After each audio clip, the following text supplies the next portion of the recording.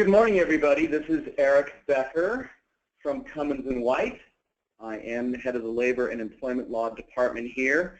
I want to welcome you to our webinar on new California laws for 2017. I hope everybody's had a great start to your year. We really appreciate you joining us this morning.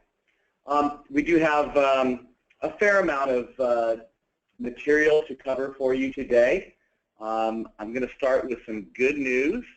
I think when it comes to the new laws that are going into effect in California in 2017, we certainly don't have as many or as complicated of laws as we've had in the past. So the good news is that the legislature had, and the governor had a little bit of mercy this year. And although there's some important things that we're going to be covering today, it's certainly not as far-reaching as the paid sick leave law a couple of years ago or the changes to the Fair Pay Act last year. However, there is some bad news. The bad news is that there are a lot of things that we anticipate are coming down the pike here in 2017 and going into 2018 that are going to have significant and far-reaching impacts. And I'm going to touch on some of those as we talk about new laws and case law today. So just a little bit of housekeeping at the start. Hopefully you will see on your interface a box that allows you to type in questions. What we're going to do is, as I finish up some of the major sections today, I'll pause and answer any questions that have been typed into the question box. And of course, if you have any questions afterwards and you want to shoot me an email or give me a phone call, my contact information will be on the final slide, and please feel free to do so. Also, if you want a copy of the slides of today's presentation, please feel free to email me afterwards, and I will be happy to email that presentation to you. Before we get started with our substance of today, I do want to do our classic legal disclaimer. So anytime I do a webinar on this subject, I have to, of course, share that the seminar is not, should not be considered giving legal advice or legal opinions, because every situation when it comes to employment law is always going to be somewhat dependent on the facts in that particular situation. And so we're going to be talking in general about some of these new laws and give you some concise practical information regarding those new laws. But when it comes to specific situations, you should either give me a call or give your legal counsel a call so we can talk about those details and give you correct and accurate legal advice for that particular situation. So that's our legal disclaimer. I didn't read it as fast as they do on the commercials, but of course, at any time down the road, if you ever have questions about anything we're covering today, you can always call me, and I'll be glad to give you more detailed information. Okay, so now that we've got that out of the way, let's get started with talking about our new California laws for 2017. And probably the most significant new law that we've come in contact with for 2017 is amendments to the Fair Pay Act. And a lot of you who may have attended last year or attended other webinars are familiar with the significant amendments that occurred in 2016 to the Fair Pay Act. Just to refresh everybody, the Fair Pay Act is a law that basically says you cannot have wage disparities between people of different genders or different sex. So it was strictly limited in the past to putting employers in a position where they could be liable for a lawsuit if they paid people different wages based upon sex. And as you recall, there was a major expansion of this law last year. And that expansion had to do with a couple of things. Number one, it used to be under the Fair Pay Act that you could only bring a Fair Pay Act claim if you were comparing the exact same job. In other words, if somebody was claiming that, hey, I'm paid less than another male employee, they had to show that they were working in the same job with the same job title. But the expansion last year said, no, we're not going to require that it be the exact same job. In other words, if an employee can show that the persons they're comparing themselves to in terms of wages are in substantially similar jobs or performing substantially similar work, they can bring a Fair Pay Act claim. So that's a much looser standard, and it opened the door to people bringing more of these claims. The second major expansion that was put into effect last year is that previously under the Fair Pay Act, you could only compare against people working at the same work location. And the legislature said, no, that's too restrictive. So now you can compare against employees working at different locations, whether that's in San Francisco or in Fresno or wherever. Now, one of the questions that has come up quite often in the past, and even this year, is can an employee bring a Fair Pay Act claim under California law comparing themselves against people working in locations outside of California? And the answer is no. The Fair Pay Act only applies to employees working within California. There are, of course, federal equal pay laws, and an employee could conceivably bring a claim under the Federal Fair Pay Act, but the Federal Act is certainly not as broad and expansive as California. So those were the two major changes to the law last year, and as a result of those two major changes, there's been some pretty high-profile settlements over the past year. Let me just highlight a couple of them. Qualcomm, big company, settled prior to litigation. They just got a demand letter threatening that there was going to be a class action lawsuit alleging that women were paid less than men in performing substantially similar work. They settled for $19.5 million. Pretty big settlement pre-litigation. Another company in the tech sector, Salesforce.com, didn't even get a demand, didn't even engage in litigation. They did an audit of their pay practices following these amendments and found that there were significant enough disparities that they went ahead and paid their employees $3 million in back wages for Fair Pay Act potential violations. So pretty big settlements. I will say that when it comes to smaller companies, we didn't see a lot of activity from a litigation standpoint pursuing claims against smaller companies, and that's typically the way it works. The employment plaintiffs lawyers are going to go after the big boys first because that's where the big money is, and then once they've exhausted the Qualcomms and the Salesforce.coms of the world, then they start pursuing some of the small to medium-sized businesses. So we anticipate that down the road there might be some additional settlements or litigation against more medium-sized companies. So what changes for 2017 now that we have this background of these Fair Pay Act amendments? Kind of as predicted in the latter part of last year, the legislature said, you know what? If we should prevent inequality in pay based on sex, why shouldn't we also extend that to prevent inequality based on race and ethnicity? And so they adopted amendments that basically now say you cannot have pay disparities based on those protected characteristics of race and ethnicity. So that's a pretty substantial expansion.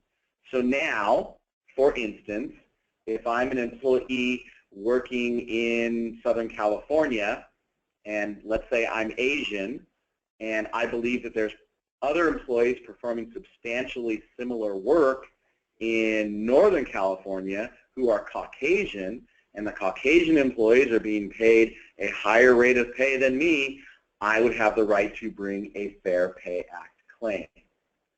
And if a Fair Pay Act claim is brought, the employer has the burden of proving that that wage differential is based solely on the following factors if they want to defeat the claim. First factor, seniority system. If you can show that you have a system where people who have been with the company longer get paid more, then that can be a legitimate defense. I would caution you, however, that if you're going to rely on a seniority system, it's best to have something in writing saying that you have a pay structure that is based upon longevity and that you have a practice of paying people based on longevity. If you just say, yeah, we pay people generally, if they've been here longer, we pay them more, but your actual pay practices are all over the map, it's going to be hard to rely on that defense. Secondly, you can defeat a Fair Pay Act claim if you can show that you have wage differentials based on a merit system. In other words, you have a system where you're doing performance evaluations on a regular basis, and people who perform above your expectations get paid more than people who perform below your expectations. So taking our hypothetical, if this Asian employee brings the Fair Pay Act claim and you can show that the employees he's comparing against all got above average performance appraisals and therefore got above average wage increases, and he was a poor performer and got just regular or even below average wage increases, you could justify the pay disparity based on that. You can also disprove a Fair Pay Act claim if you can show that your pay system differentiates based on the quality or quantity of output. In other words, we pay people based upon how much they sell. And again, going back to our hypothetical, the Caucasian people up in Northern California have sold more, and therefore they earn a higher pay, whether that's through salary or commission. Finally, you can rely on a bona fide factor, such as training, education, or experience, to justify that pay differential. So, for instance, looking to our hypothetical again, if the Asian employee does not have a bachelor's degree, and all the Caucasian employees up in Northern California do, and you can show that you pay more based on a bachelor's degree, that would be a bona fide factor that would defeat his Fair Pay Act claim. Or if you could show that the Caucasian employees have received significantly more training, either inside or outside the company, and for whatever reason the Asian employee hasn't participated in that training, and that's the basis for the wage differential. So if you can show that any one of those factors was the sole reason for the wage disparity, and when I say sole, you have to show that that's the only reason, there wasn't something else related to their race or ethnicity, then you can prevail and show that your wage disparity was lawful. Notice what's not on that list, and this is the question I get most often: geography, cost of living in various locations. For whatever reason, the Fair Pay Act does not list that as one of the basis for an employer to have a wage disparity, even though it certainly is tied to a bona fide business justification. So if somebody brought a Fair Pay Act claim and your defense was, hey, we pay all the Caucasians up in Northern California more because all the employees up there are Caucasian, and it costs more to own a home or rent or live in the Bay Area than down here, a plaintiff's attorney would be able to argue, hey, that's not one of the listed qualifications here, and although I believe it's a sound basis for having a wage disparity, you could be at risk of liability. So just keep that in mind.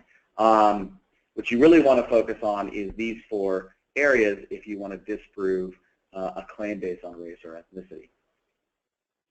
So before I get on to this next slide, are there any questions? We're just taking a look here.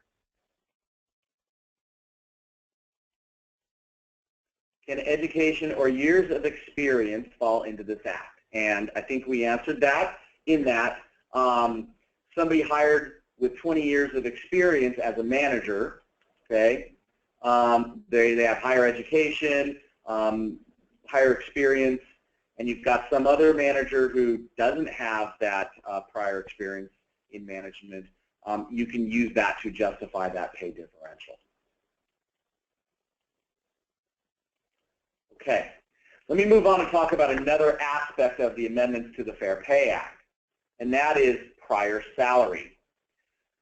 So it's very common in the hiring process to ask people what they made at their prior employer and then base your offer on that prior salary or wage. Obviously, you want to probably pay people a little bit more in order to entice them to come over to your company. And it's a way to benchmark what's the appropriate wage or salary. When the legislature first considered this during the last session, the bill that they were looking at would have prohibited employers from asking about employees' prior salary or wage. And I just saw on the news last night that in the city of Philadelphia they adopted an ordinance that expressly prohibits employers from asking about prior salary. But that version of the bill ran into some resistance, and so the people who were sponsoring the bill said, no, okay, we're not going to prohibit you from asking about prior salary, but we are going to prohibit employers from relying on prior salary in justifying wage differences. In other words, you cannot say, I'm paying this male employee more because they were making $100,000 at their prior employer and I felt like I had to offer them $110,000, but this female employee, well, I know that she was making less at her prior employer, so I'm able to employ her at $90,000 a year. You cannot use that to justify that pay disparity. So what does that mean? Okay, the practical effect is you're creating a loophole for a plaintiff to go after you if you inquire about prior salary in the hiring process. Because of course, if you ask about it and you know what the prior salary is, the implication is that the prior salary was used to justify the pay disparity. So it creates a danger if you ask about prior salary and you record that in your notes or you record it on an application for employment, because then somebody can come back and say, well, aha, they used the prior salary and that's an unlawful basis for having this wage disparity between people of different sexes or different races or ethnicities. So if you ask about prior salary and that's recorded somewhere, because that would come out in litigation, you're going to have a burden of proving that another permissible factor was the sole reason for the disparity. And that's going to be a tough, tough road. So what the legislature tried to do here was, in effect, even though you're not outlawed from asking about prior salary, it's dangerous to ask about prior salary. They're trying to discourage employers from doing it. So keep that in mind in terms of your application for employment or your hiring process. Okay, so let's talk about what are your best practices for dealing with these most recent changes to the Fair Pay Act. Okay, number one, you need to make sure that you audit your current pay rates to see if there's any disparities in wages between employees of different races or different ethnicities who are performing substantially comparable work. If you go in and look at your pay in a particular job classification, let's say you're looking at pay in customer service, okay, and you've got half of your customer service employees who are Caucasian and half of your customer service employees who are Hispanic. And you determine that for whatever reason, all of your Caucasian employees are making more than all of your Hispanic employees. Okay, that's a potential issue. And now you've got to determine, is there something that I can rely on that's one of those recognized legitimate factors to justify that pay disparity? If you don't have any of those, seniority or merit or whatever the case may be, if you don't have one of those factors, the fact that you've got a segment of employees of one ethnicity making significantly more than a segment of employees with another ethnicity certainly creates some potential liability for you, and you probably need to correct it.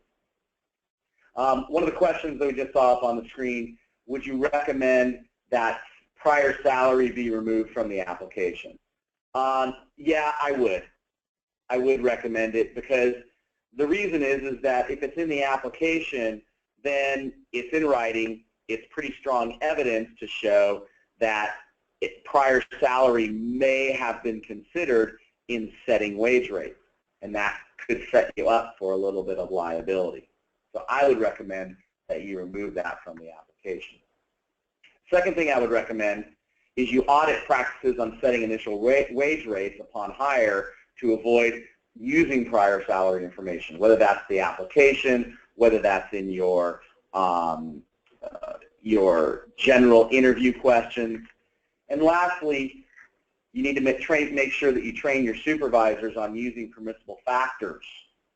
So the key thing here is documenting.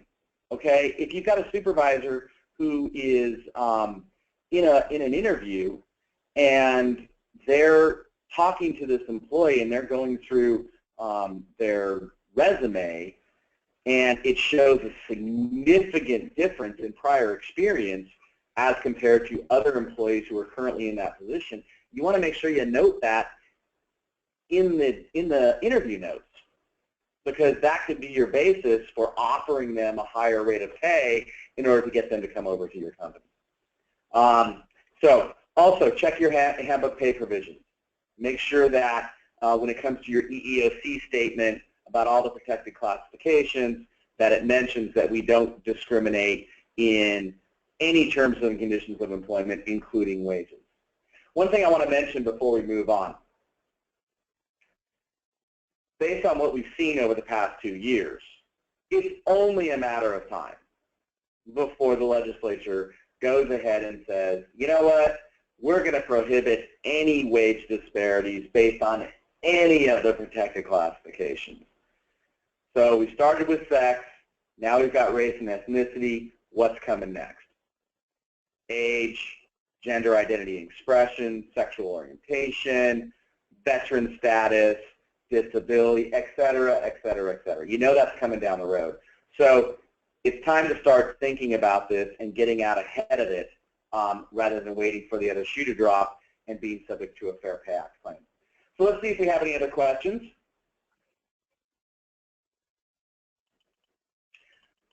Okay, very good. I'm going to move on to our next subject, which is marijuana legalization. Yes, that's right. As all of you are probably aware, Prop 64 was adopted in California this past fall, and it is now legal to possess and use the hippie lettuce, the ganja, the kush, the chronic, the Mary Jane, whatever you want to call it. It is now legal to use possession and use under Prop 64. One thing I want to mention that is a little bit of confusion over this right now. You cannot currently purchase retail without your medical marijuana card. Effective in January of 2018, however, it will be legal to go ahead and purchase marijuana at a retail location without a medical marijuana card. What changed now is that it is legal to possess and use. Now, how does that affect the workplace? Well, remember, federal law still prohibits the possession and use of marijuana. And under the new administration, it's very unlikely that that law is going to change. So even though California says it's legal, under federal law, it's still an illegal drug. And that means that for the workplace, you can still prohibit illegal drugs being used or being in the possession or being under the influence when it comes to employees. Second thing is that Prop 64 expressly permitted in the text of the proposition the enactment and enforcement of policies against marijuana use in the workplace. So the bottom line is that even though California says it's legal, federal law says it's illegal, and employers can still say it's illegal and you can't use it, you can't be under the influence of it if you want to work here. So when that employee comes in and says, hey, man, it's legal in California, how come I'm going to get fired for a negative drug test? Well, that's because it's illegal under federal law, and you can still have policies that allow you to test for marijuana both pre- and post-employment. And if somebody tests positive, you can still terminate them for violations of that policy. So people cannot rely on the fact that marijuana is legal to use to get out of a drug test or a violation where they're found to be in possession, whatever the case may be.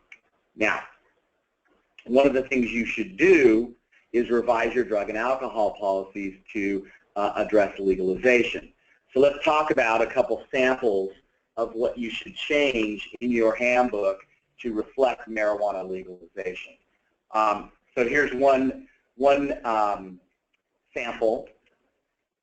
So you should put in your, and most handbooks right now say illegal drugs are prohibited for use, possession, etc., but they don't necessarily specifically mention marijuana. So what you should say is, please note that the use, possession, or being under the influence of marijuana, whether prescribed or not, remains illegal as a matter of federal law and therefore is prohibited by company policy.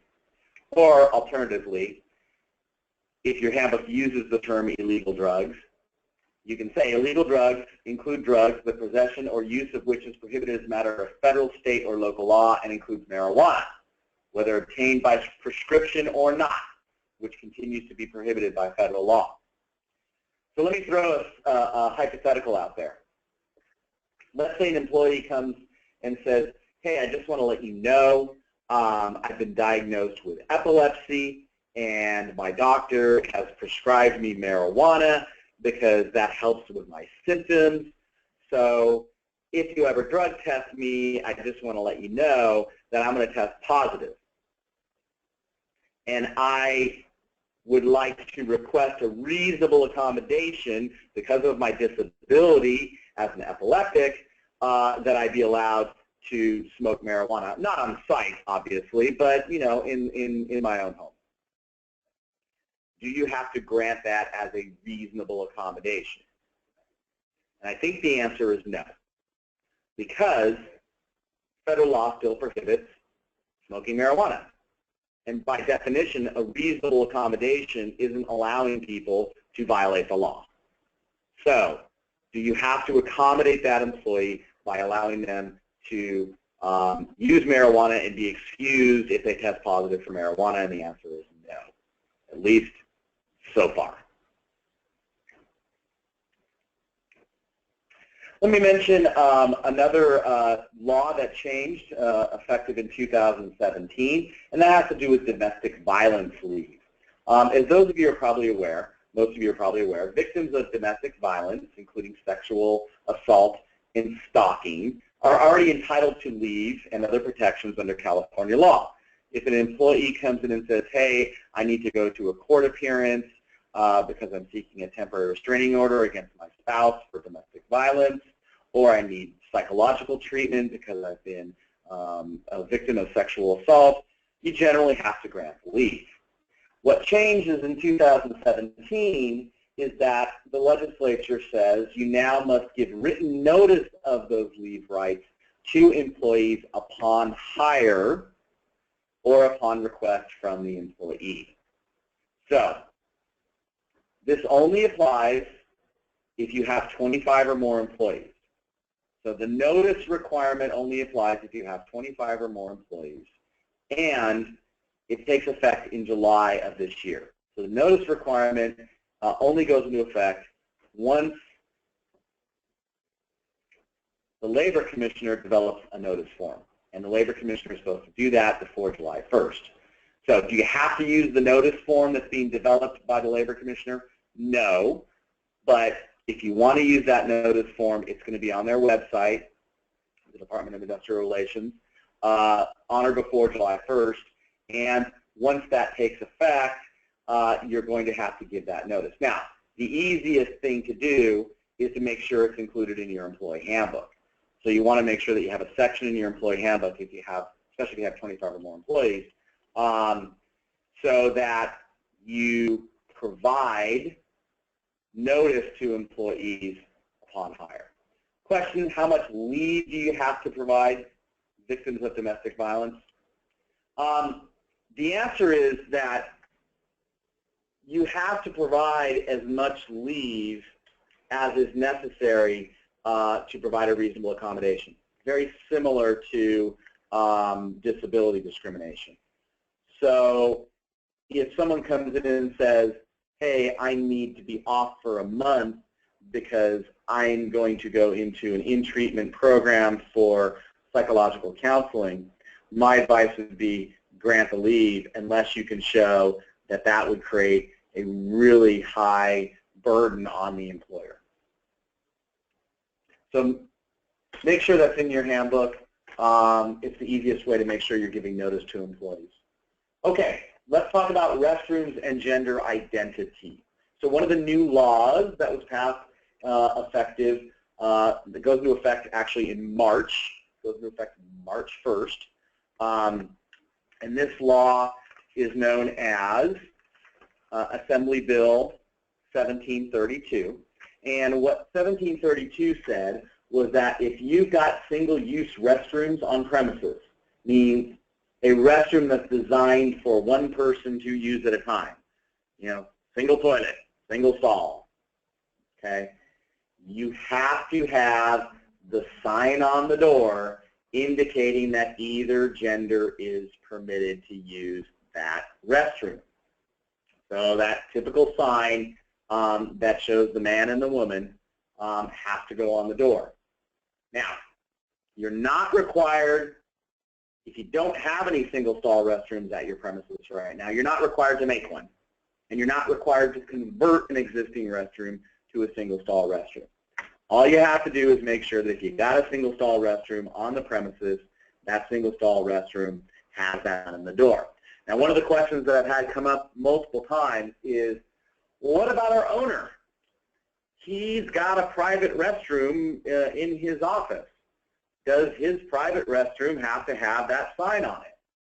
Well, if you look at AB 1732, it doesn't have any exceptions for executive washrooms or private restrooms. It just says if it's on the premises, it's got to have the sign on the door. So my answer is be safe. Best thing to do is just put the sign up, and you don't have to worry about it. Now, there's something else involving restrooms and gender identity that is coming down the road that I want to mention. And that is, there are proposed DFEH regulations. DFEH is the Department of Fair Employment and Housing. That's the governing agency here in California when it comes to workplace discrimination. There are proposed regulations that would require employers to allow use of restrooms at their facilities corresponding to gender identity or expression. So in other words, if you have an employee who identifies as a woman, even though physically they're still a man, you would have to allow them to use the women's restroom. Okay, now these are proposed regulations that are probably going to go into effect sometime, I would say, within the next 3 to 4 months. And we'll certainly send out a notice when they do go into effect. But just be prepared, okay, that if you've got somebody who has a gender identity or gender expression that is different from their biological gender, that this issue is going to come down the road in the very near future. And based on these regulations, it would not be enough to provide a single use restroom. You've got to open all the restrooms up. Okay. Here's a question that has come up. We have two one-use restrooms. One has a toilet and urinal. We have designated as a male restroom. Would we have to use the male-female sign? Okay, good question. Is that a single-use restroom? It's got a stall. So if it has a stall in it around the toilet, I would say it is not a single-use restroom. If it has a toilet and a urinal, two people could conceivably be in there at the same time doing their business. So I would argue that's not a single-use restroom. A single-use restroom has one toilet, can be used by one person at one time. So if you have another restroom that just has one toilet, you can't designate that as female only. You have to put the sign on it that says male or female use. Okay? But, you know, the reality of it is you're best just to have the sign on both of them. Just let anybody use it. Okay? It's not worth it when somebody complains that, you know, the females are getting the short end of the stick because the men have a men's toilet and the women have a multi-gender toilet. Okay, another question. What if the single-use toilet is in the female locker room? Well, if it's in a locker room and it's a single-use toilet, technically under AB 1732, somewhere on a door needs to say it can be used by either gender. So I don't know the situation where you'd have a female locker room with a single-use toilet, because most of the time if you have a locker room, you're going to have multiple toilets, multiple stalls, and then it wouldn't apply. These are things that are not, of course, addressed in this legislation. So, you know, my advice is it's not worth fighting over. Just put up the multi-use sign, and then you don't have to worry about it. Okay, any other questions about that? Okay, let's move on. Pay stubs. As most of you know, Labor Code 226 requires, as part of the pay stub, a number of different items of information, including the hours worked by the employee during the week. Now, previously, you didn't have to put the hours worked on the pay stub for employees who are paid by salary and meet the executive, administrative, or professional exemption. Because, as you know, it doesn't matter how many hours an exempt employee works per week. They could work 100 hours, they could work 20 hours, they're going to get paid the same salary. Now, what most employers did was they would usually list 40 or 80 hours per period on the pay stub for exempt employees. There was a loophole, however, and that loophole had to do with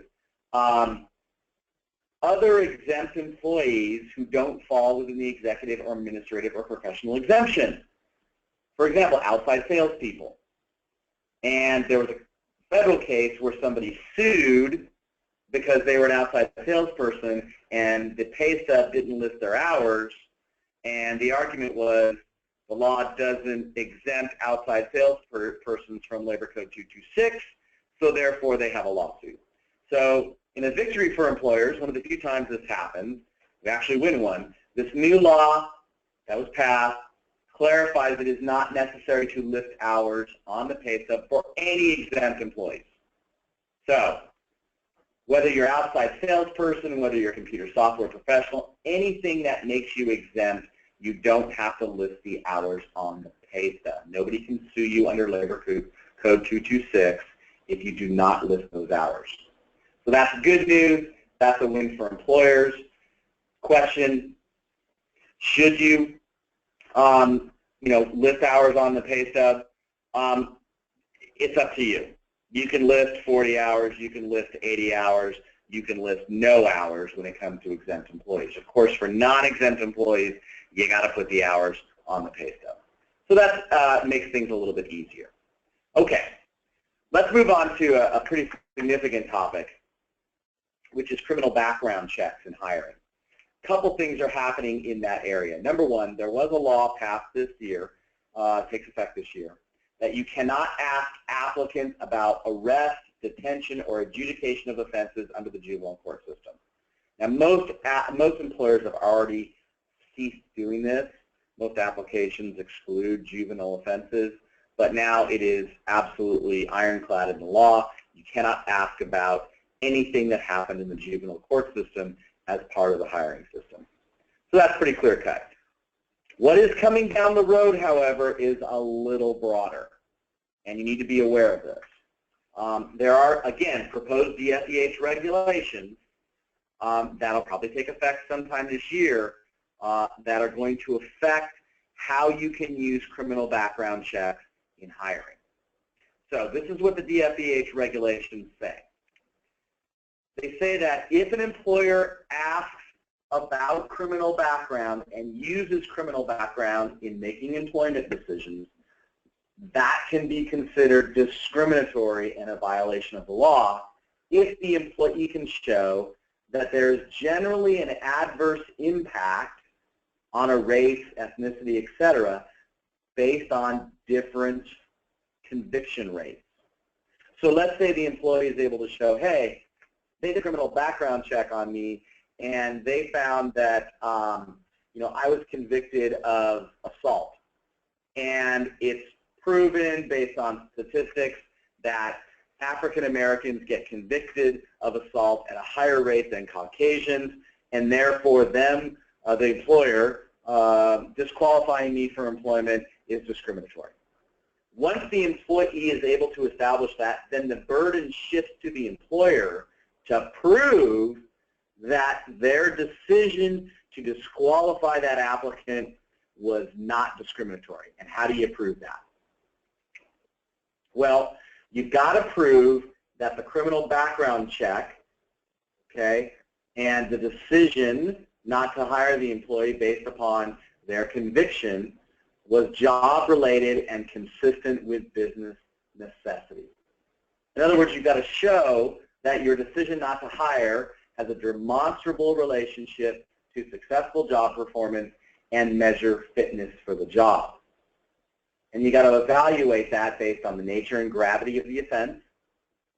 Okay, if you disqualify somebody because of a misdemeanor, it's going to be harder to prove that it's a demonstrable relationship to successful job performance.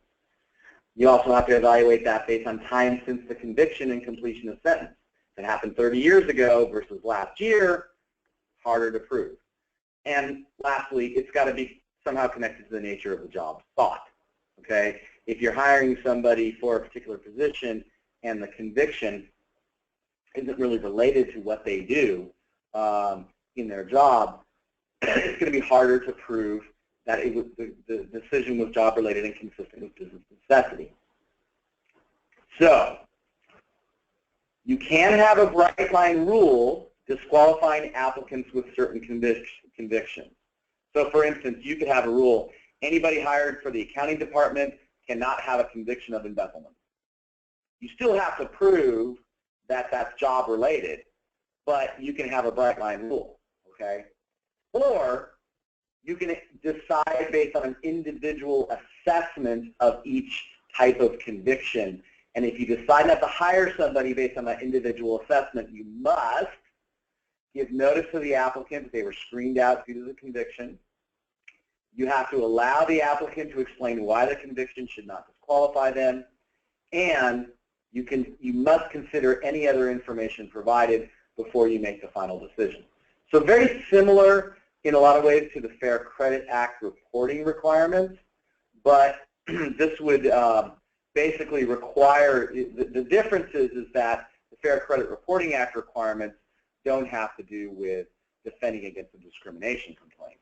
And basically what this regulation is going to say is, if you get sued for discrimination because you didn't hire an applicant based on their criminal conviction, and you're not allowed to meet, you're not able to meet these standards, you are going to be liable for that discrimination.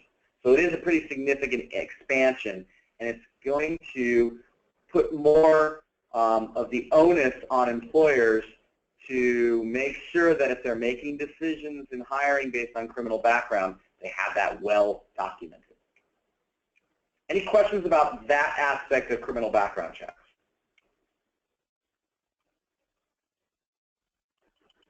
Okay, I'm going to move on and talk about another aspect of criminal background checks that for the present only affects employers in Los Angeles City. However, this is a movement called Ban the Box, okay, that wants to discourage or prevent employers from asking about criminal convictions in the hiring process. It's been adopted in San Francisco, and just in December of 2016 was adopted by Los Angeles. I would not be surprised to see this adopted and in effect in 2018 by the state. So best start thinking about it even if you're not in the city of Los Angeles. But if you're in the city of Los Angeles, you need to start thinking about this now. And Ban the Box basically says employers are prohibited from inquiring about criminal background until after a conditional offer to hire is made. In other words, you can't ask people on the application whether they've been convicted of a felony. You can ask about their criminal background and do a criminal background check after you've made an offer to hire that's conditioned upon what you find in the criminal background. So you follow the rule. You wait until you give a conditional offer to hire, and then you do your criminal background check, and you find that the employee has a criminal conviction. And you think, you know what, I don't want to hire this employee because of this criminal conviction.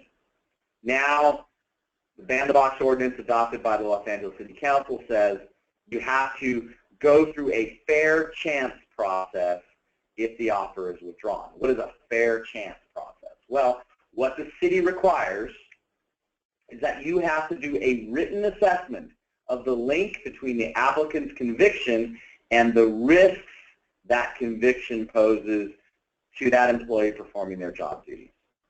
So, right, if you've got somebody who is got a conviction of embezzlement and you want to hire them for an accounting position, you got to write up an assessment of how, you know, this person is going to have access to company funds.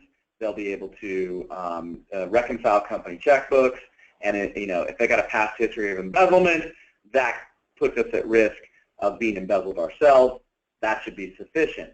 But after you do that written assessment, now you've got to give written notice to the applicant and send the assessment to them.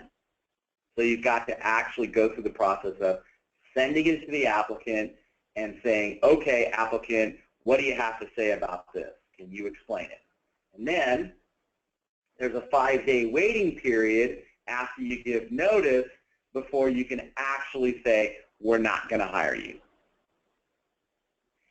And if the applicant comes up with some explanation, you have to consider that explanation and perform a written reassessment before you make the final decision not to hire.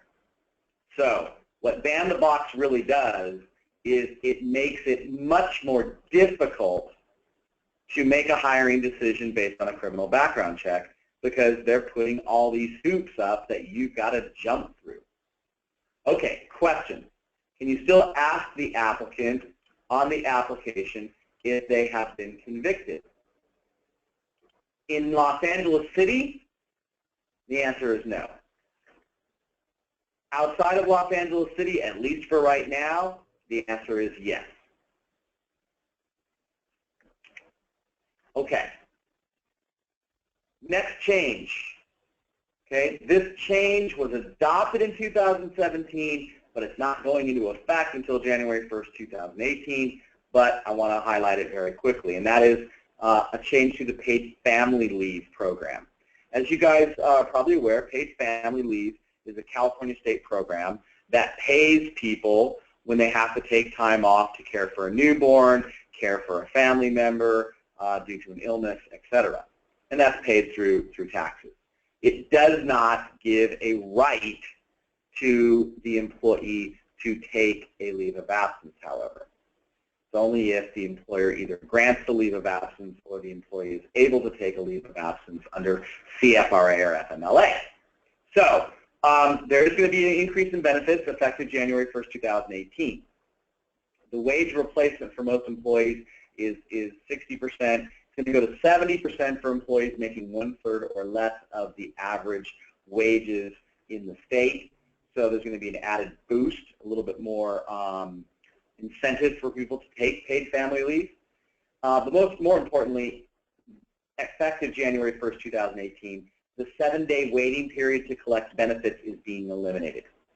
So most of the time right now, when you have somebody go out on a family leave, they're not eligible for paid family leave benefits, and you can require them to take vacation or PTO, and during those first 7 days, they're going to get their full 100% vacation or PTO. Once the 7-day waiting period is eliminated, then you want to make sure that you're integrating, if you're still requiring people to take vacation or PTO, so they're not getting 160 or 170% of their wages.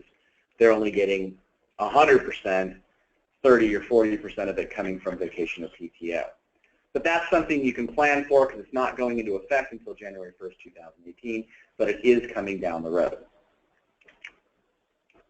Next, I want to mention very quickly the Los Angeles City and County minimum wage ordinances and the paid sick leave ordinances. So most of you are probably familiar with this if you're within the city and county of Los Angeles, but a lot of employers haven't really grasped the full impact of these ordinances. So just to review, these ordinances apply if your company is within the LA city limits or an unincorporated area of the county. So if you're in LA County and you're in an unincorporated area, meaning you're not within the city limits of Los Angeles or any other city within the county, then these rules apply. If you're in Torrance or Beverly Hills or Pasadena or any of the actual cities within LA County, these ordinances will not apply. Now, you might have a local ordinance yourself. In Pasadena, for instance, they have a local minimum wage ordinance that you might have to follow, but you're not following the city or county. Now, this is where most employers are not grasping the reach of these ordinances.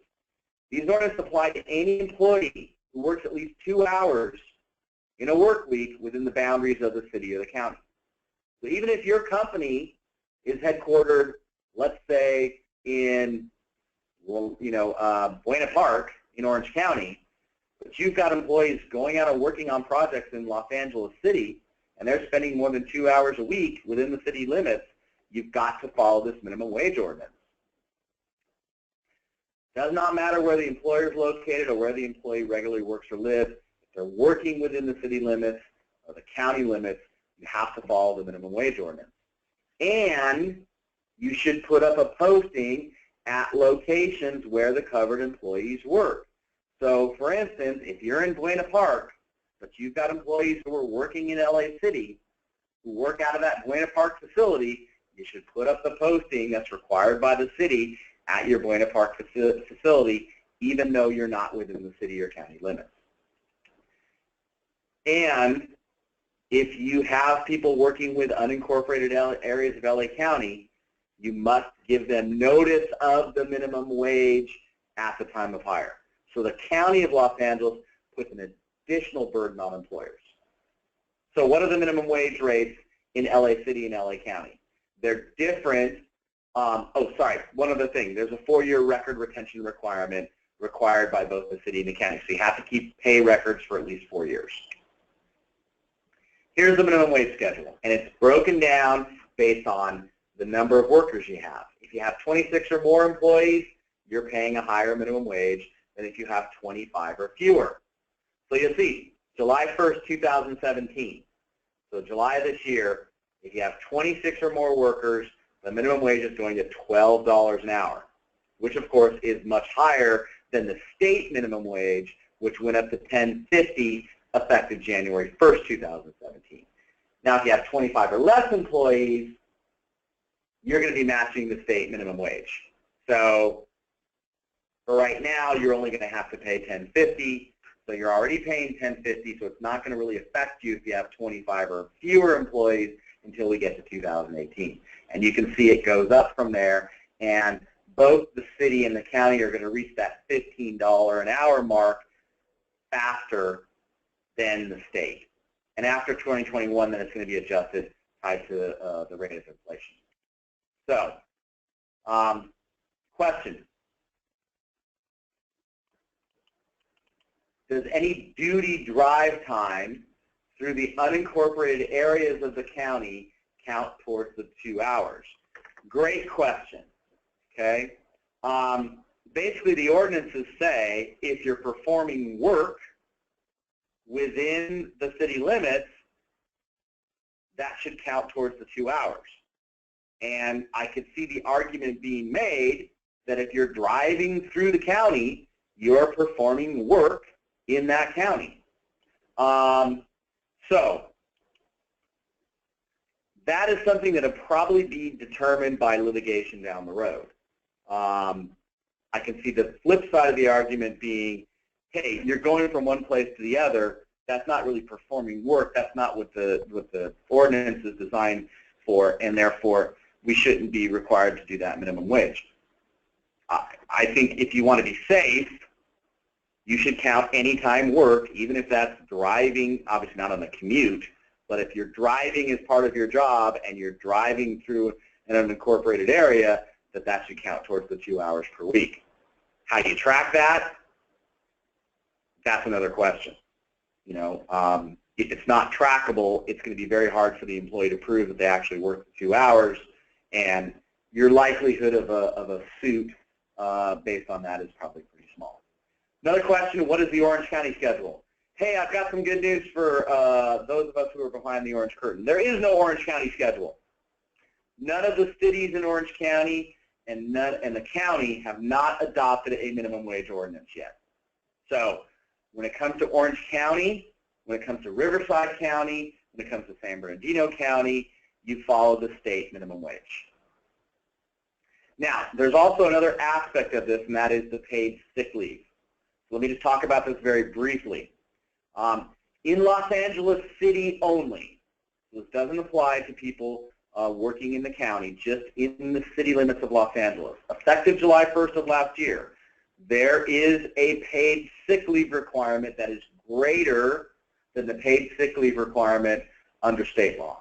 And again, it applies to all employees who work at least 2 hours or more within the city limits.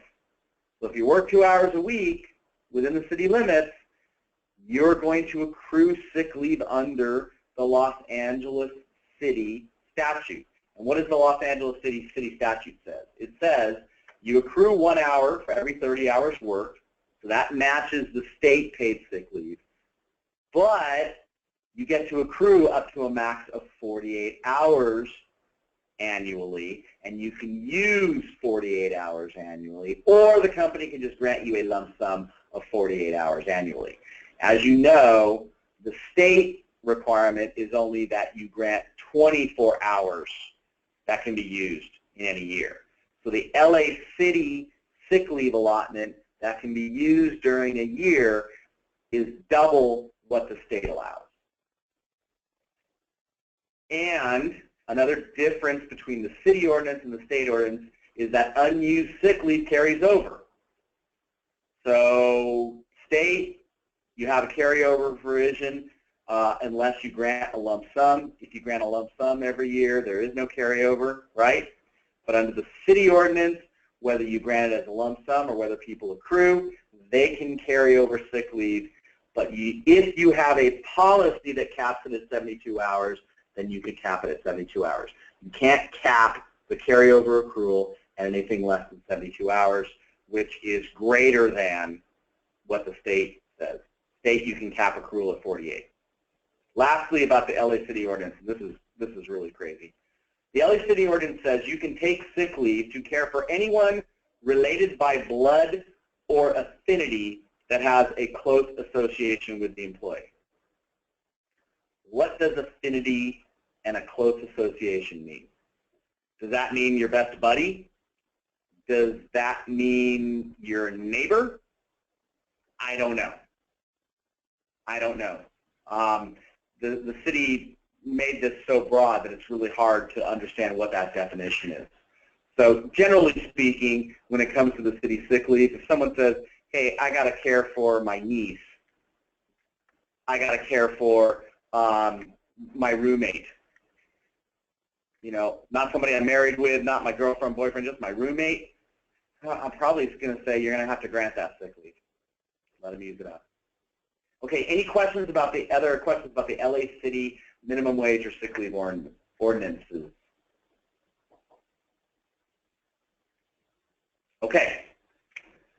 So again, Orange County, no minimum wage ordinance. Okay. All right. California court decision. There was really one very significant court decision that came out last year. And that is a case that came out very late in the year, in December, called Augustus versus ABM. So I'm going to talk about this court decision because it does have an impact on almost all employers. So Augustus versus ABM was a California Supreme Court decision, and the case involved, probably most of you are familiar with ABM. They provide janitorial services, they provide building maintenance, they also provide security guards.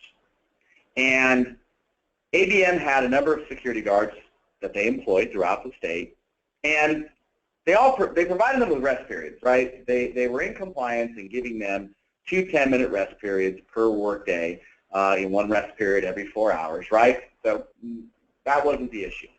The issue was that during the rest periods that the security guards were provided, they were required to keep pagers and radios on and be available if needed. So while they were on their rest period, they had to basically be available if someone called them on the radio and said, hey, I need you to come down here to escort this person onto the property or to deal with this particular issue. So what happened was the security guards filed a class action lawsuit alleging their breaks that they were given were actually on duty or on call and therefore not compliant with California law. And as you know, if you're not given your rest period during the workday, you're entitled to a penalty of 1 hour of pay. Well, we were talking about a lot of security guards and a lot of rest periods, so we're talking about a lot of money. So ABM argued that the security guards were not performing work by being available during their breaks, and all you were required to do when you give a rest break is just relieve them from work. And being on call or being available to take a radio call or a pager is not performing work, and therefore the rest periods were compliant. So what happened in this case? The trial court agreed with the security guards, found ABM was liable for all those rest period penalties to the tune of about $35 million. ABM appealed it up to the Court of Appeals and said this is a wacky decision. These people should not be entitled to these rest period penalties. They got their rest periods. And the appeals court agreed with ABM. Said, no, they're just on call. They were relieved of their duty. They're fine. Security guards appealed it up to the Supreme Court. Supreme Court, as I mentioned, in December came down with a decision and basically said, no, trial court was right, appeals court was wrong, ABM, you're on the hook here. And what the Supreme Court said was that employees must be relieved of all duties during rest periods and free of employer control. Even though employees are paid during their rest periods, you cannot have the employees be on call and ready to respond to the employer. So what the court essentially said is on call, making people be available on a pager or on a radio, is the same as working. Even though they're not performing any actual work, it's the same as working. And when you give rest periods should be just like meal periods. You're excused from performing work. You can use that time for whatever you want to use that time for. So the Supreme Court said, you got to make sure that employees don't have to be responsive during their rest period. Now, what's unclear from the decision is, does that require employers to allow people to leave the premises while they're on their rest break? Because the employer's paying them, the general rule has been that meal periods, you got to let them leave. Rest periods, you don't have to let them leave. They've got to stay on premises. The question is that under the employer's control? But we're only talking about a 10-minute rest period break. So if you let people leave, it can create all sorts of problems. Really not addressed by the court. My view of it is that because we're only talking about a 10-minute rest period, and if you allow people to leave the premises during their 10-minute rest period, it may make it difficult for them to be back to work within that 10 minutes. So at least for now, you don't want to say that people have to stay near their machines or in the department during the rest period, but you want to make sure that you're allowing them maybe to go outside, etc. Okay, question. If you have an employee relieved of work, then on the weekend or after hours, you as a manager need to call them with a simple question. That is all. Take 2 or 3 minutes. Do you pay them for the 2 or 3 minutes of time? Okay, so remember, we're talking about non-exempt employees here, hourly employees.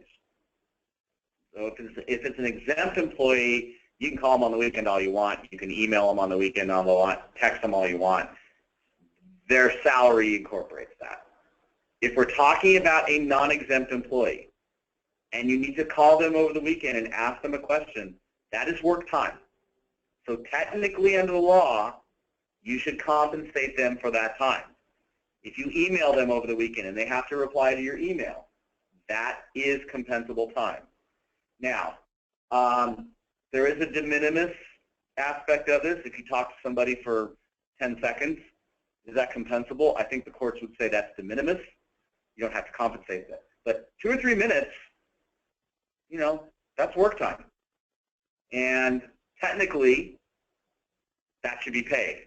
Now, if it happens once in a blue moon, is somebody going to sue you for that? Probably not.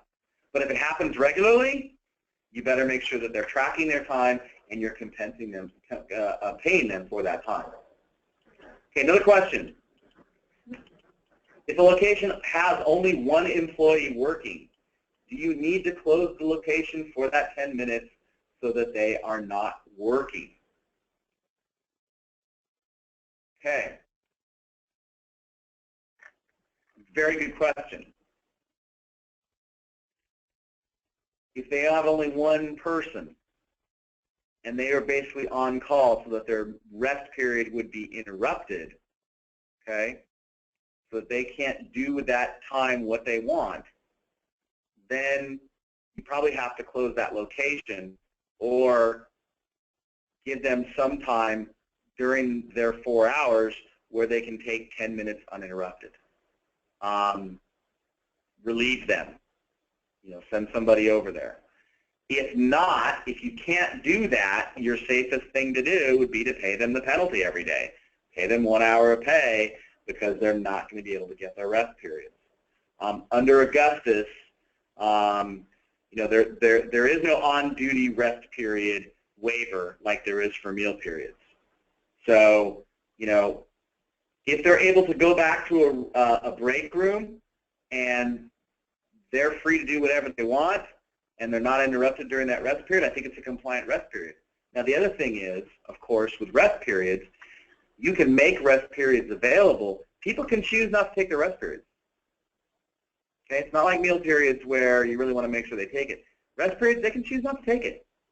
So as long as you make it available, if you say, hey, I'm willing to shut down the business to give you your 10-minute rest periods every day, and they say, no, that's not necessary, and you document that in writing, I think you're going to be okay.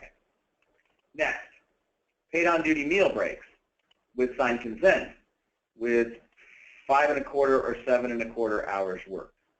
Can you have on-duty meal periods? Okay, I think is the question. Okay, on-duty meal periods are allowed. Okay, as long as you have a situation where it is not practical to relieve that employee of duty for their meal period. So with that particular question, I would strongly encourage you, whoever asked that question, either call me or email me afterwards so we can talk through whether or not an on-duty meal period is applicable to your business, because there's some very specific criteria that you have to look at. Next question. We have an hourly employee who's on call after hours for emergencies. He makes a higher hourly rate for this service. Does he need to be compensated for the time he spends on after-hour calls? He certainly needs to be compensated if he's called, okay? He certainly needs to be compensated if he is called into work. Whether somebody needs to be compensated for the time that they're on call depends on a couple of different factors, okay? Primarily what it depends on is when we say on call, do they have to be available to come into the work site or to perform work at a moment's notice? In other words, they can't go out to the movies, they can't go skiing for the day, they can't go to the mall because they have to be able to report to work within 20 minutes. That kind of on-call is compensable. It must be paid at least the minimum wage. If it's just, hey, you know what, have your phone with you, and if we call you to answer a question, you got to be able to answer the question, but you can be skiing, you can go wherever you want. That kind of on-call doesn't necessarily have to be compensated. Generally, for all the time that they're on call, they would only have to be compensated for that time that they're actually working. Again, that's going to depend on the particular circumstances, so if you have a specific question about that, I'd strongly encourage you to call me or email me. Okay, let's talk about how to comply with Augustus. Okay, number one, it's important that you revise your handbook language to specify that employees are not required to perform any duties or remain on call during rest periods. Okay. Secondly, make sure your supervisors do not put any requirements on employees for their rest periods. Biggest thing that I see as a problem under Augustus is not pagers and radios, because most employees don't have pagers and radios. What do they have? Smartphones. Okay? And if people are being texted or emailed while they're on their break, that is, if they respond, or if they're expected to respond immediately, work. And that would interrupt their rest break. Now, what you can do in those situations is you just grant them another rest break a little bit later on. Or you pay them the 1 hour because they didn't get their full rest break. But make sure that your supervisors aren't requiring employees to be responsive to their smartphone, or if they are requiring it and employees are responding during their rest period, that they are either given another break or they're given the 1 hour penalty. Okay, before we get to federal regulations, looks like there's another question up here.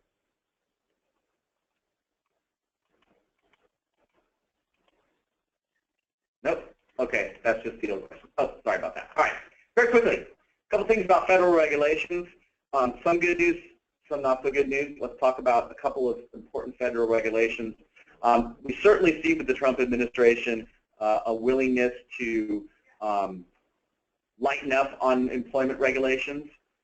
So I would expect when it comes to the National Labor Relations Board and the Department of Labor that the federal government is going to be much more employer-friendly over the next 4 years. A couple of specific federal regulations that I want to talk about. If you all recall, there was a big to-do last year over the Department of Labor issuing rules that would have increased the minimum salary required for exempt status. Those rules were supposed to go into effect on December 1st, and before they went into effect, a federal court issued an injunction blocking implementation. So the overtime rules are currently on ice. They are not in effect, and chances are they're never going to get resurrected.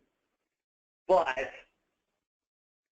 it's possible, there has been some talk, that Congress or the new administration may issue some revised rules with a much lower salary threshold, much lower than the California threshold, which is now $43,600, in order to be considered exempt. So chances are here in California, we're not going to have to face a higher minimum salary for exempt status than what California has already put into place. So that's good news. Next thing I wanted to mention, OSHA regulations on drug testing. OSHA, there's an I-9 form, our slide was out of order. Our I-9 form, new one just went into effect. You got to start using it. It went into effect on January 21st. It can be downloaded from the USICS website. Not anything particularly earth-shaking about the new form. It's just that they require that for new hires going forward, you use that new form. The OSHA regulations affecting drug testing. Basically what OSHA has said is we don't like the idea that people would be discouraged from reporting a workplace injury or accident because they know that if they report it, they're going to get drug tested. So we are prohibiting employers essentially from having a blanket policy requiring drug testing after an employee reports a workplace injury or accident. So what OSHA has basically said is, unless you can show that there's some indication that drug or alcohol use maybe was connected with the injury or accident, you shouldn't test the employee. So if you have it, if you're going to continue post-accident or post-injury testing, you want to make sure that you have some sort of documentation that you suspected that maybe drugs or alcohol was involved. You know, employee, it was a Monday morning, smelled of alcohol, employee's eyes were dilated, employee was slow in answering questions, whatever the case may be. You can still send them out for drug testing, just don't automatically send them out for drug testing, and you want to make sure that you adjust your policies accordingly. Now that OSHA regulation is in effect. Who knows if it's going to be rolled back by the Trump administration. If it is, we'll certainly send out an update. But as of right now, that's my recommendation. Okay. Finally, I want to talk about what to expect in the coming year. There's a couple of things that are coming down the road. Number one, very end of the year, in December, the Supreme Court, the U.S. Supreme Court, announced that it is going to decide whether or not arbitration agreements with a class action waiver violates the National Labor Relations Act. The NLRB, the National Labor Relations Board, ruled that employees can't waive their right to pursue a class action. And the courts have had a mixed view of the NLRB's rule. Some courts have said, no, the NLRB is all wet. Class action waivers don't violate the law. Other courts, including the Ninth Circuit here, have said, yes, class action waivers violate the law. And the Supreme Court said, we're going to decide this once and for all. I would expect with a new Supreme Court justice being appointed by the president, this is probably going to be a 5-4 decision, and it's probably going to be in favor of allowing employers to have class action waivers. But that is on the docket for this year. Next, California may ban the use of arbitration agreements in employment. There has been a move in the legislature for a number of years to try to restrict or eliminate the use of arbitration agreements. I would expect they're going to try again. Governor Brown has always been against that restriction, but a new governor is coming into play starting in next year. So this is coming at some point or another. So if you have arbitration agreements, keep using them, but keep in mind that that may be restricted down the road. I would expect, as I mentioned previously, we talked about the LA City ban the box legislation. I think this is going to go statewide. I would be very surprised if this is not adopted by the California legislature in the coming year. One of the bills that was introduced in the last session would have lowered the number of employees for CFRA eligibility, California Family Rights Act, from 50 to 25. It didn't make it through the legislature this year, but they're going to try again. And I would expect, especially with strong veto-proof majorities in both houses, I would expect this to get through. And so those of you who have less than 50 employees but more than 25 may be forced to adopt the CFRA regulations giving employees that 12 weeks of leave in the coming year. One of the other things that's kind of out there that looks to be spreading is restrictions on scheduling and work hours, particularly in the retail and restaurant businesses. San Francisco adopted an ordinance that restricts employers from doing certain things when it comes to scheduling people for work, like changing their schedule without, notice, or scheduling them for a certain number of days worked in a row. Basically, the government's getting more involved in determining how you can set the terms of employment for employees. And I would expect that to spread probably to Los Angeles in the coming year. So that's something to keep an eye on as we move forward in 2017. But as I said, on the good side of things, for employers at least, and employment law, we can expect under the new administration a relaxation of federal employment regulations, I think, across the board. One of the things that happens in a lot of these agencies is you have a new person or persons appointed, whether it's the NLRB or the Department of Labor, and they can change direction in a hurry. And I would expect to see that, particularly with the Department of Labor, rolling back some of the regulations that were put into place by the Obama administration. Okay, so here's my contact information. For those of you who don't have it, I certainly encourage you to email me, look at our website. One of the things we're going to be doing this year is putting up YouTube videos, short videos, talking about developments in employment law. And we're going to actually have a video series covering some of the things we've talked about today, as well as things that are going to be arising over the course of the year. So I strongly encourage you to look for that. That'll be a good way to keep track of what's going on in employment law. And of course, if you ever have questions, feel free to call me or to email me. Do we have any other questions before we finish today?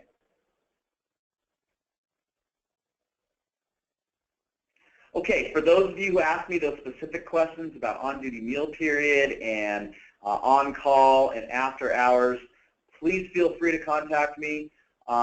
Thank you very much for participating today. We appreciate your participation and look forward to seeing you, electronically speaking, at other webinars down the road. Thanks very much. Have a great rest of your day.